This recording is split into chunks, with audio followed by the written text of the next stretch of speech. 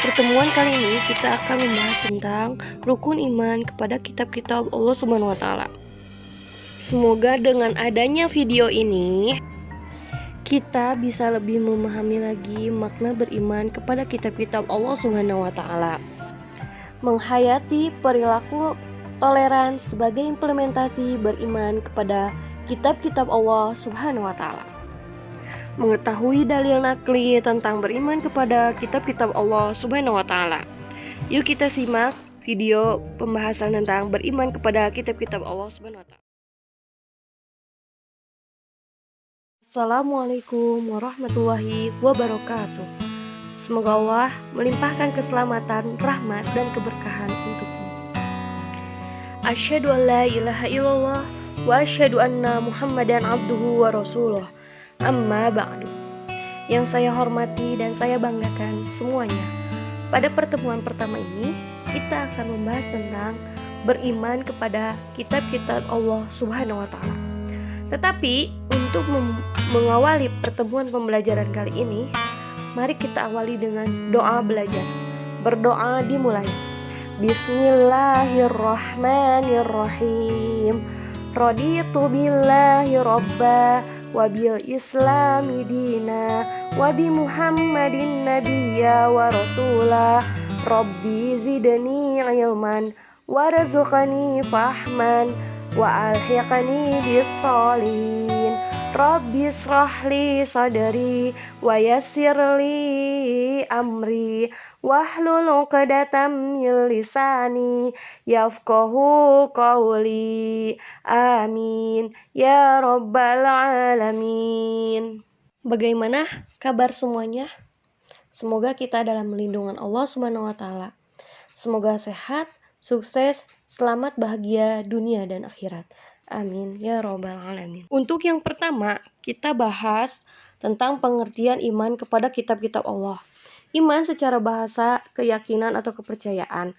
Kemudian menurut istilah, at-tasdiqu bil qalbi wa iqraru bil lisan wa amalu bil arkan.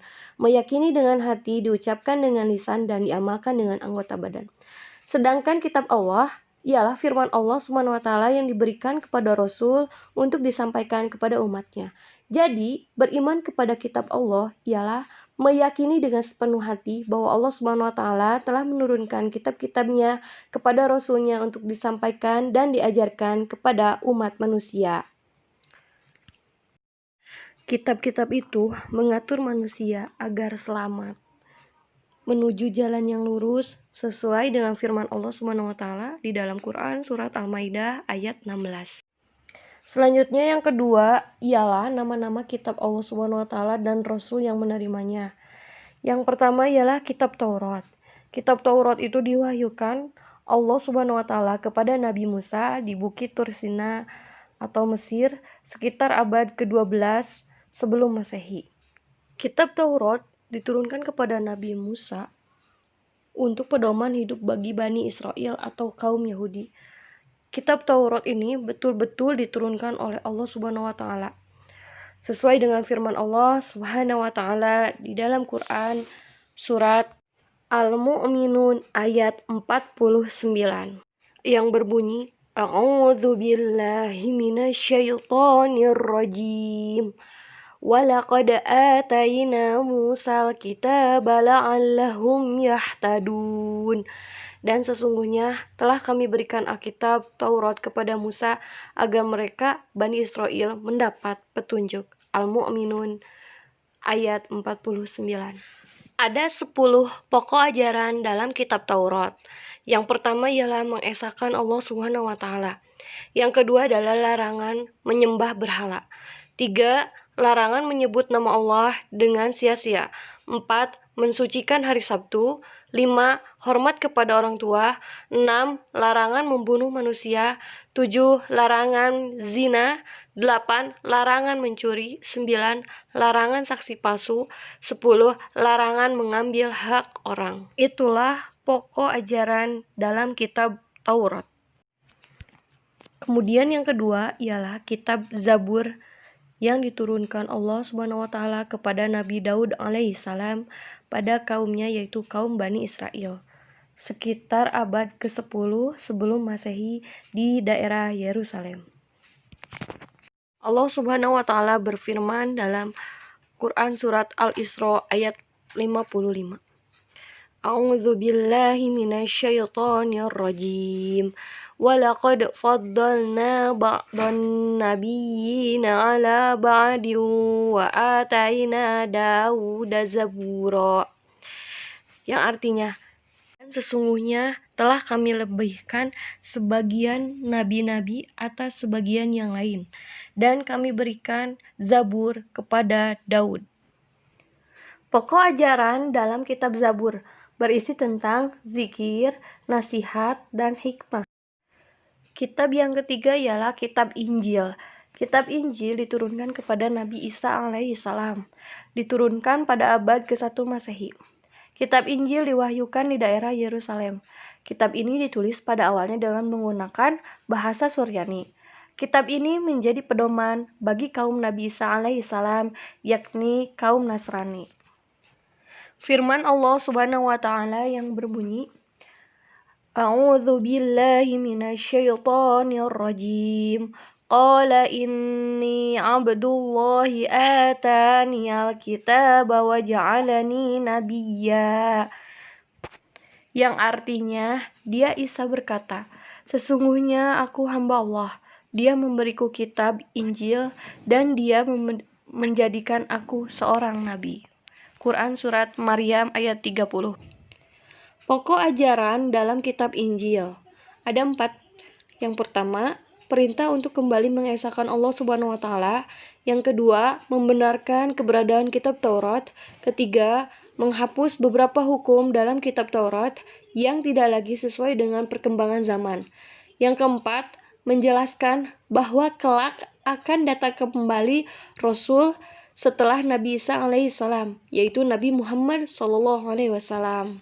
Dan yang keempat ialah kitab Al-Quran yang diturunkan kepada Nabi Muhammad SAW, diturunkan pada abad ke-7 Masehi, kurun waktu tahun 611 Masehi sampai 632 Masehi. Kitab suci Al-Quran diturunkan Allah sebagai penyempurna dan membenarkan kitab-kitab sebelumnya. Firman Allah Subhanahu wa taala di dalam Quran surat Ali Imran ayat 3 yang berbunyi, A'udzu billahi minasyaitonir rajim. Nazzala 'alaikal kitaba bil haqqi musaddiqan lima baina yadayhi wa anzalat Taurata wal Injil. Yang artinya, dia menurunkan kitab Al-Quran kepadamu Muhammad yang mengandung kebenaran, membenarkan kitab-kitab sebelumnya, dan menurunkan Taurat dan Injil. Secara umum, pokok ajaran dalam kitab Al-Quran itu ada 5. Yang pertama ialah akidah atau keyakinan, seperti mengesahkan Allah dan meyakini malaikat-malaikat Allah Subhanahu wa taala. Yang kedua, akhlak atau budi pekerti, yaitu berkaitan dengan pembinaan akhlak mulia dan menghindari akhlak tercela.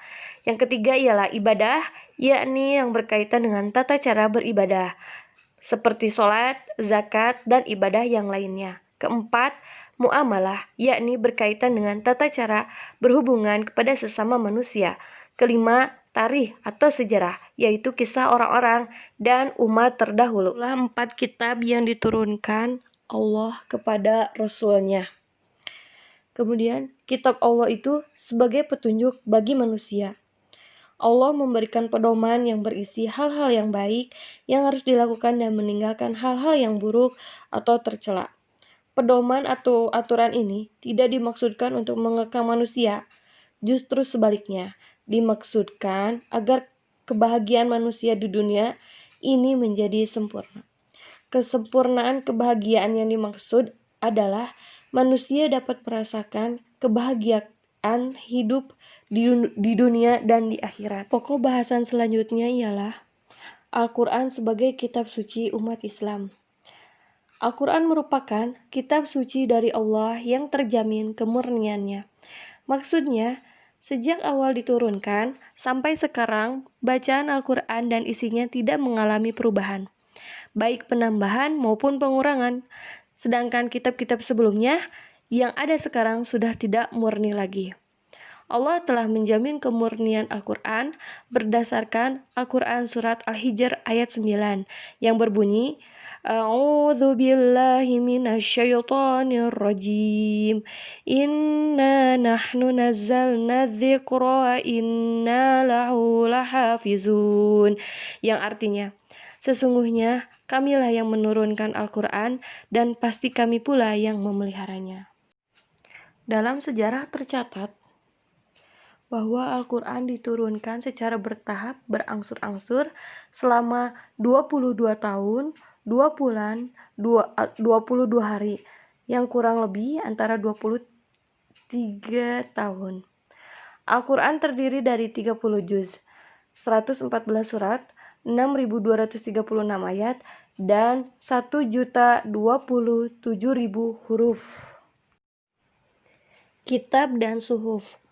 Wahyu-wahyu Allah yang diterima oleh para rasul dalam perkembangannya ada yang dibukukan berbentuk kitab dan ada yang tidak dibukukan atau berbentuk suhuf, yaitu lembaran-lembaran terpisah.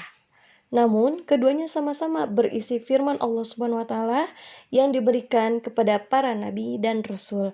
Hal ini jelas berdasarkan Quran surat Al-A'la ayat 18 sampai 19.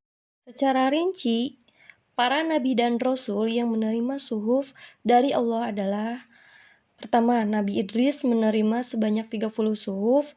Kedua, Nabi Sis menerima sejumlah 50 suhuf. Nabi Ibrahim menerima 10 suhuf. Dan yang terakhir, Nabi Musa menerima 10 suhuf. Antara kitab dan suhuf mempunyai persamaan dan juga perbedaan.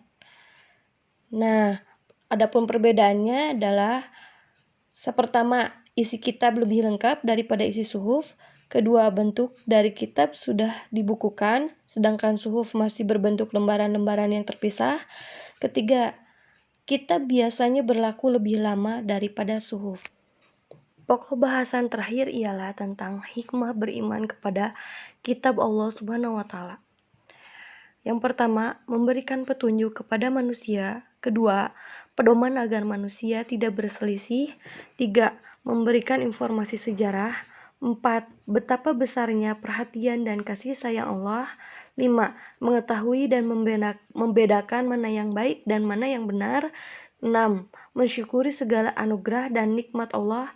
7. Menjadi lebih tentram dan menambah ilmu pengetahuan.